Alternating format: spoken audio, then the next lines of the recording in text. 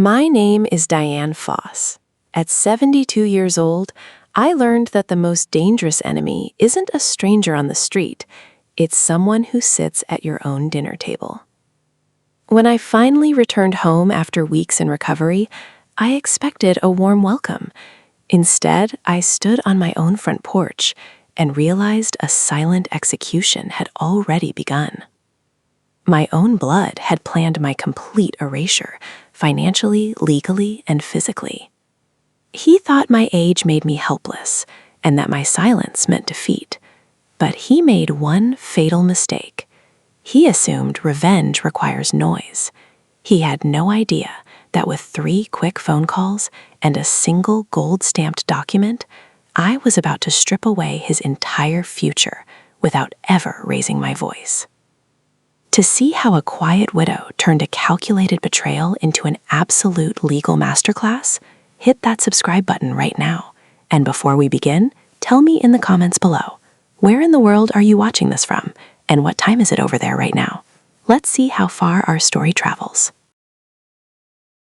After 6 long weeks at the Oak Ridge Rehabilitation Center, I was finally heading home. Hip replacement surgery at 72 isn't a walk in the park, but I had worked hard every single day in physical therapy for one clear reason: to get back to my life, my routine, and my house on Birchwood Lane. I sat in the back of the yellow taxi, watching the familiar oak trees of my neighborhood pass by. My late husband, Arthur, and I bought our place back in 1984. We were young, broke, and full of big dreams.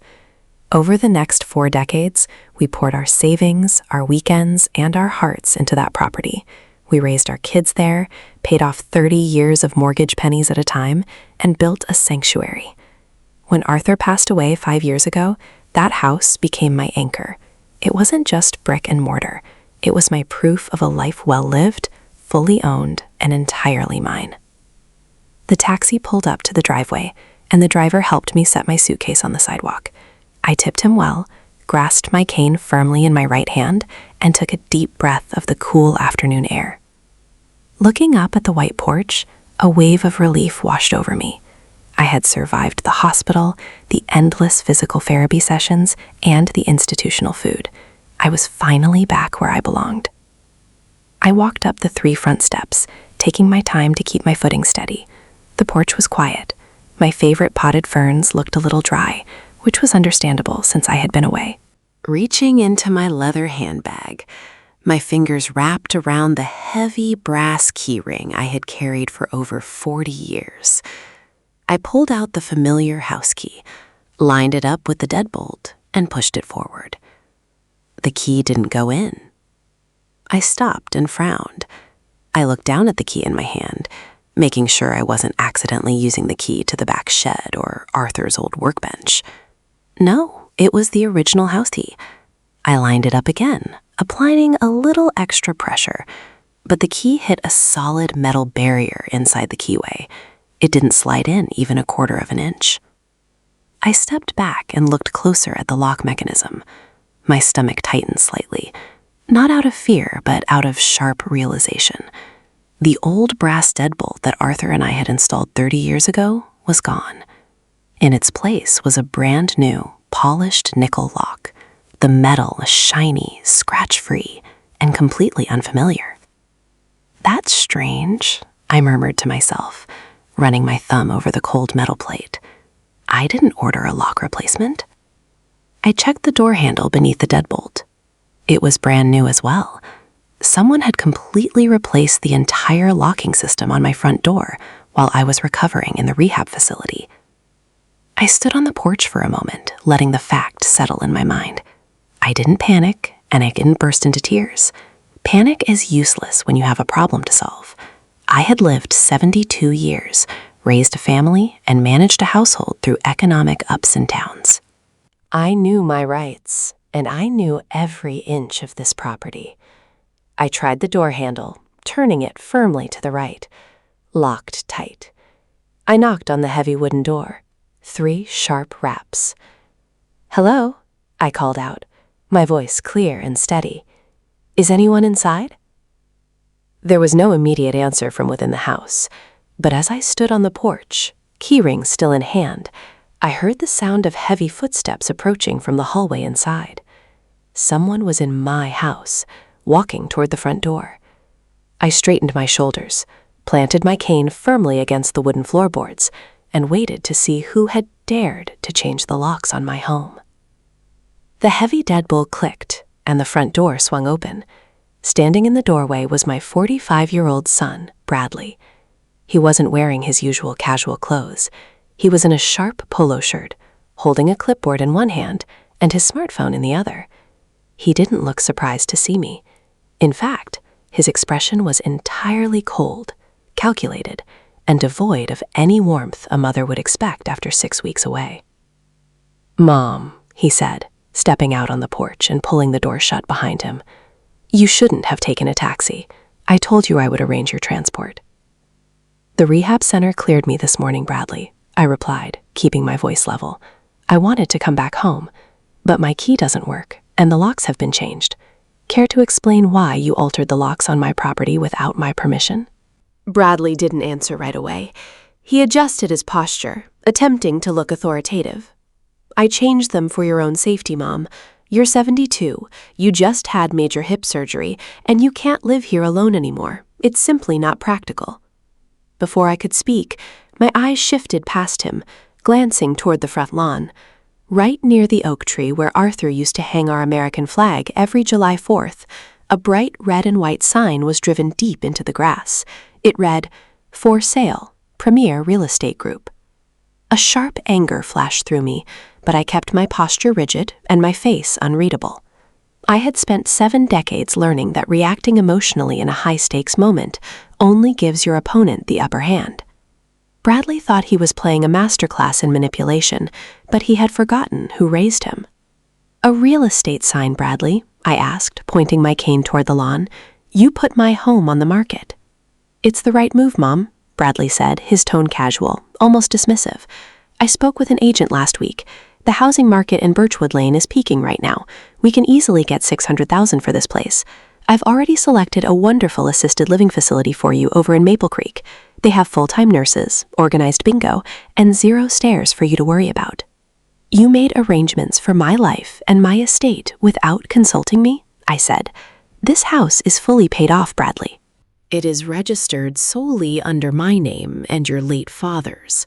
You have no legal authority to sell my property." Bradley scoffed, leaning against the doorframe with an arrogant smirk. "Mom, let's be realistic. You're an elderly widow recovering from surgery. If I tell the court you're confused and unable to manage your daily affairs, no judge in this county is going to disagree with me. I've already signed the preliminary listing agreement as a caretaker. The open house is scheduled for this weekend, and I'm using the proceeds to clear my business debts and secure your care." There it was, the real truth. It wasn't about my health or my well-being. Bradley had run into financial trouble with his failed business ventures, and he saw my life's work as his personal bailout package. He assumed that because I was old and using a cane, I was helpless. He assumed I would break down, cry, and comply out of confusion. "I am not moving to Maple Creek," I said firmly, taking a step forward on the porch. "And you are going to call that real estate agent right now and tear that sign down. This is my home, Bradley." Bradley's smirk vanished, replaced by a dark, stubborn scowl. "You don't get a choice anymore, Mom. The paperwork is moving forward, and you aren't staying in this house tonight." I stood my ground, gripping my cane with a steady hand. I didn't yell, and I didn't plead. Instead, I looked my own son dead in the eye, calculating my next move. He thought he had trapped me, but he was about to learn a very hard lesson about who held the real power in this family. I refused to back down an inch. I stood firm on my front porch, planting my cane squarely between us. "You have until the end of the day to pack your personal belongings and hand over the new keys, Bradley," I said, my voice quiet, steady, and sharp as a razor. "This is not a negotiation." Bradley stared at me, his jaw tightening as he realized I wasn't going to break down or hand over my home. He had expected a fragile, confused old woman who would succumb to intimidation. Instead, he was facing the woman who had spent 30 years managing the budget, raising children, and running a household. Panic flickered in his eyes, quickly morphing into desperation. He reached into his pocket and pulled out his smartphone. "I didn't want to do this, Mom, but you leave me no choice," he lied, tapping the screen with aggressive thumbstrokes. "You're trespassing on property that's listed for sale, and you're displaying erratic behavior. If you won't leave voluntarily, I'll have the authorities escort you off." He placed the phone to his ear, pacing back and forth across my porch. I didn't move. I didn't reach out to grab his phone, and I didn't yell. In America, escalating a situation on your own porch when the police are called is a rookie mistake. I knew that keeping a cool head was my strongest asset. "Yes, hello? 911 dispatch?" Bradley said into the phone, his voice suddenly shifting into a theatrical tone of deep panic and concern. "I need an officer dispatched immediately to 14-2 Birchwood Lane. I have an elderly woman on my property who seems confused and aggressive. She's trying to force her way into the house and refusing to leave." I watched him with cold detachment as he continued his performance.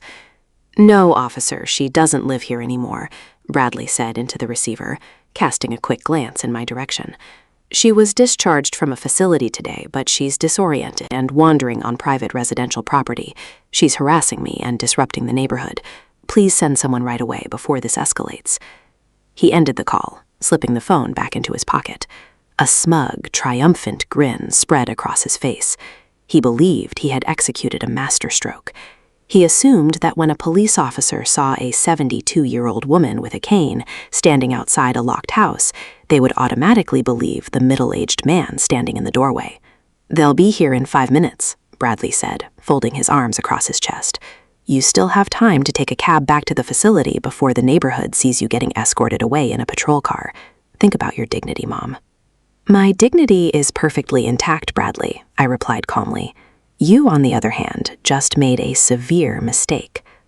I opened my leather handbag, slipped out my wallet, and pulled out my driver's license, my medical insurance card, and a small laminated card showing my property tax registry number.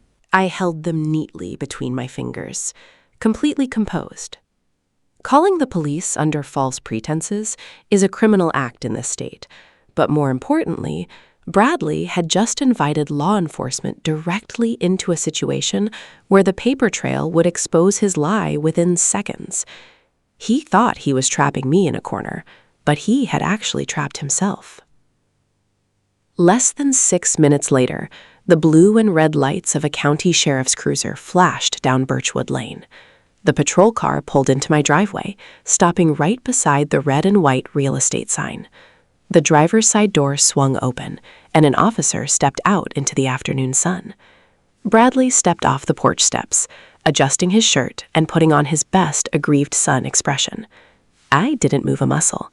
I simply stood at the top of the porch steps, holding my documents, ready to play the long game. Officer Reyes, a broad-shouldered deputy with a sharp demeanor, stepped out of the cruiser and buttoned his duty belt. He looked between Bradley, who was rushing down the driveway with an anxious expression, and me, standing calmly at the top of the porch steps.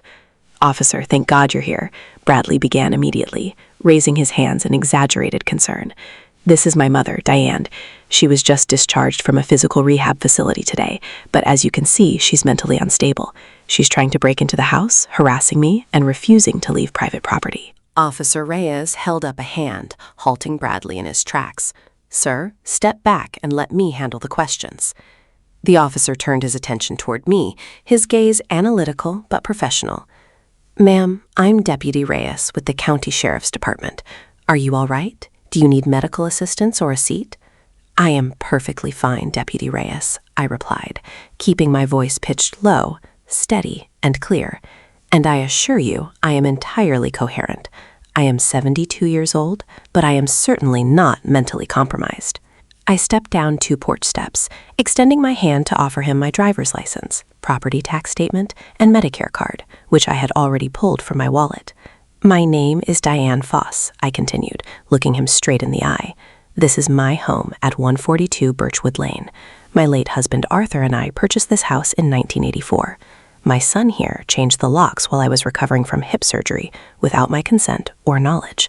He is now attempting to illegally sell my home and force me into a nursing facility against my will." Bradley stepped forward, his face turning bright red. "She's lying, officer. I'm her primary caregiver, and I have full authority to manage this estate for her own good." "Do you have a signed power of attorney, sir?" Deputy Reyes asked sharply, turning his eyes back to Bradley. "Or a court-ordered conservatorship document granted by a judge?" Bradley swallowed hard, nervously adjusting his polo shirt collar. Well, no, not signed yet, but we were in the middle of processing the paperwork. Then you have zero legal authority to restrict access to this property or list it for sale, Deputy Reyes interrupted, his voice dropping into a stern tone. The officer took my driver's license and unclipped his shoulder radio, speaking directly to County Dispatch. "Dispatch, run a quick property deed check for 142 Birchwood Lane under the name Diane Foss." We stood in silence on the driveway for less than 40 seconds. The radio crackled back to life with a static pop. "Deputy Reyes, County Land Records confirm 142 Birchwood Lane is a sole ownership deed under Diane Foss, registered in 1984. No secondary owners, no liens, no conservatorship filed, and no active power of attorney on record." Deputy Reyes clipped the radio back to his vest and turned to face Bradley. The officer's posture shifted from neutral to stern authority.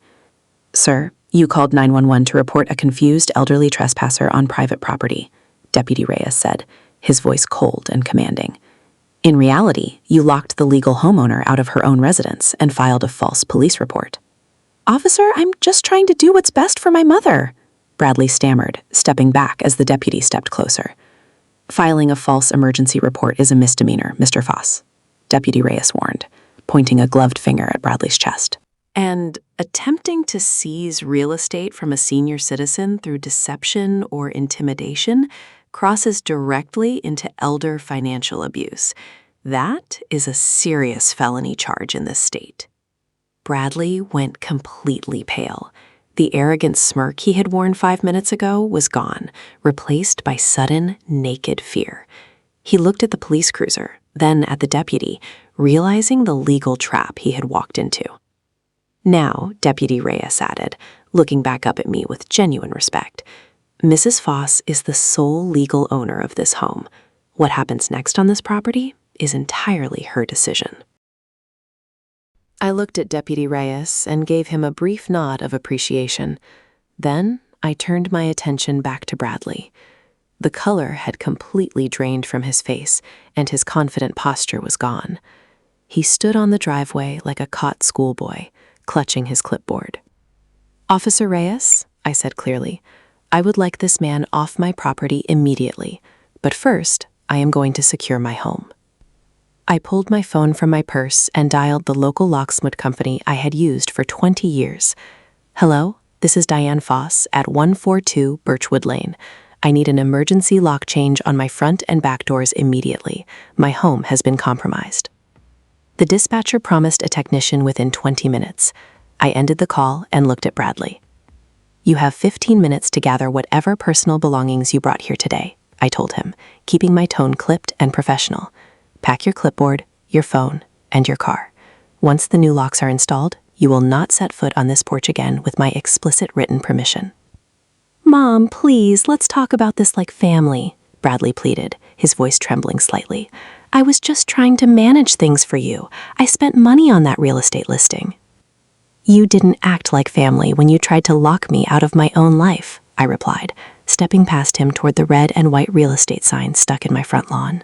I reached down, pulled the metal sign out of the grass with both hands, and tossed it onto the hood of Bradley's car. The loud metallic thud made him flinch. I pointed to the phone number printed on the sign and held up my phone. I dialed the number for Premier Real Estate Group. A young woman answered on the second ring. "Premier Real Estate, how can I help you today?" "My name is Diane Foss," I said into the speaker. "I am the sole legal owner of 142 Birchwood Lane. It has come to my attention that an unauthorized listing agreement was signed for my property by my son, Bradley Foss. I am standing here with Deputy Reyes from the County Sheriff's Department. Be advised that my son has zero legal authority, power of attorney, or deed rights to this property. Ms. Foss, we were told he was your court-appointed representative. He lied to you, I interrupted firmly. Consider this call official notice. Cancel the listing immediately. Remove all online postings, cancel any scheduled open houses, and purge my address from your system by 5 o'clock today. If I see another agent on my lawn, my lawyer will file a formal complaint with the State Real Estate Licensing Board for facilitating elder fraud. Understood, Mrs. Foss. The agent stammered nervously. The listing is officially canceled as of right now. We deeply apologize for the oversight. I hung up the phone and looked back at Bradley. The listing is dead, Bradley. Your little scheme is completely dismantled. Within 15 minutes, the mobile locksmith van pulled into the driveway. Deputy Reyes stayed parked nearby, his presence ensuring Bradley didn't try any last-minute tricks. The locksmith efficiently removed the lock Bradley had installed, replacing both the front and back deadbolts with high-security brass hardware. While the locksmith worked, Bradley hurriedly threw his items into his trunk. He tried to walk back toward the front door, but Deputy Reyes stepped into his path. "Time to go, sir," Deputy Reyes said flatly. "Your mother made her boundary very clear." Bradley glared at me, his eyes full of resentment, but he knew he was completely outmatched. He got into his car, slammed the door, and backed out of the driveway, his tires screeching against the asphalt. The locksmith handed me a brand new set of heavy brass keys. "All set, ma'am. Fresh locks, top quality. Nobody gets in without these." "Thank you," I said, handing him my credit card. As the locksmith and Deputy Reyes drove away, I slid the new key into my front deadbolt. It turned smoothly with a heavy, satisfying click. I pushed the door open, stepped into my hallway, and shut the door behind me, taking back complete control of my sanctuary. The next morning, I didn't spend my time dwelling on yesterday's confrontation. Emotion without action is useless. Instead, at 9 o'clock sharp, I sat in the downtown office of my family lawyer, Robert Sterling. Robert had handled Arthur's estate 5 years ago, and he knew every detail of my financial assets. "Diane, I received your call yesterday afternoon," Robert said, placing a thick manila folder on his mahogany desk. "Are you absolutely sure about these adjustments? Disinheriting a direct heir is a major legal step." "I have never been more certain of anything in my life, Robert," I replied, leaning forward slightly, my cane resting against my knee. "Bradley proved yesterday that he regards my life's work as his personal emergency fund. He attempted to sell my home out from under me while I was in physical therapy. He made his choice. Now I am making mine." Robert nodded gravely, opening the folder to reveal my existing last will and testament. Under the old terms drafted a decade ago, Bradley was slated to inherit the Birchwood Lane property and 70% of my liquid assets upon my passing.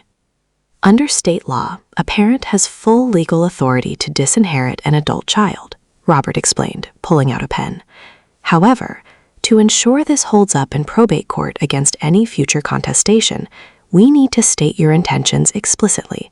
We will include a specific disinheritance clause stating that Bradley Foss receives $0 and 0 real property from your estate, intentionally and not through oversight. Put it in plain, unbreakable English, I said firmly. I want it impossible for him or any attorney he hires to challenge it. "Consider it done," Robert said. "Now, regarding the deed and the rest of your estate, who do you wish to name as your primary beneficiary and executor?" The answer came to me instantly, with complete clarity. My granddaughter, Chloe. Chloe was Bradley's 22-year-old daughter. Unlike her father, Chloe was hardworking, honest, and possessed a deep heart. While Bradley was busy planning how to liquidate my home, Chloe was the one who drove 2 hours every single weekend to sit by my bedside at the Oak Ridge Rehabilitation Center. She brought me books, helped me with my mobility exercises, and made sure I felt loved. She was currently working 2 jobs to put herself through nursing school, never once asking for a handout. "Chloe is a wonderful young woman," Robert remarked, smiling warmly. "She deserves a solid foundation for her future."